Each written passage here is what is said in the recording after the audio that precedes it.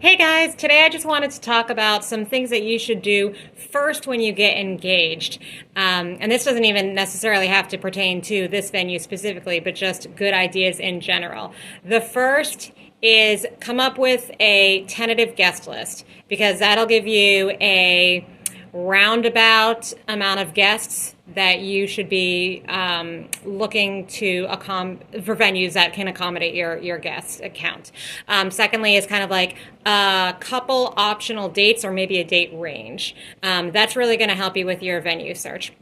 Secondly, I recommend making a wedding specific only email address. For our purposes at the barn, we only add one email address into your profile, which is where we do our online billing. And so we can only send your invoice to that email address, the single email that we put in to our profile for you. And if you have mom paying for your wedding instead, but it's still going to you, then you have to forward it to her. I would just say create an email only or a wedding only email that you have access to, both of you, bride and groom, and anybody who else is helping you. So an outside planner, a maid of honor, a sister, a mom, anybody who's kind of helping out, they all have access to that.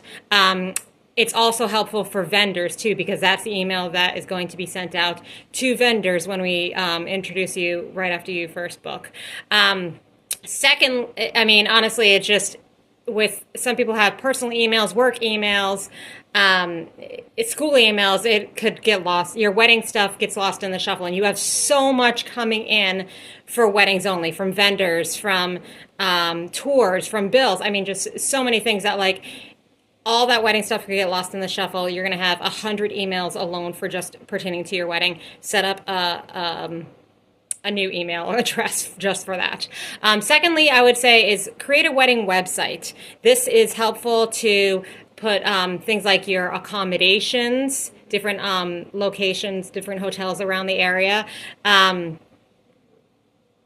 can add pictures, engagement photos. You can add a bio, like your story, how you met, members of your bridal party, or really specific details that are important, like, hey, at the barn, don't wear stilettos because it's a 400-foot walk from the parking lot all the way to the ceremony site. Or smoking. It's an outdoor venue only for smoking. We do have a fire pit. We have ash towers. You're not allowed to smoke inside. So any of those kind of questions that you might get asked, an attire. What's your attire for your wedding? So those kind of things, I think, are just really important to kind of throw out at the get-go, and you can even send it as like a save the date. It doesn't have to be necessarily your invitation. Now, the benefit of a lot of wedding websites is that you can RSVP digitally through a website instead of having to send out the paper forms and receive those back. So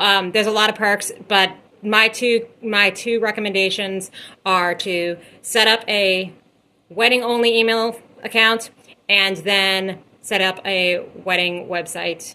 And I think that'll help you in the great deal of things. Thanks.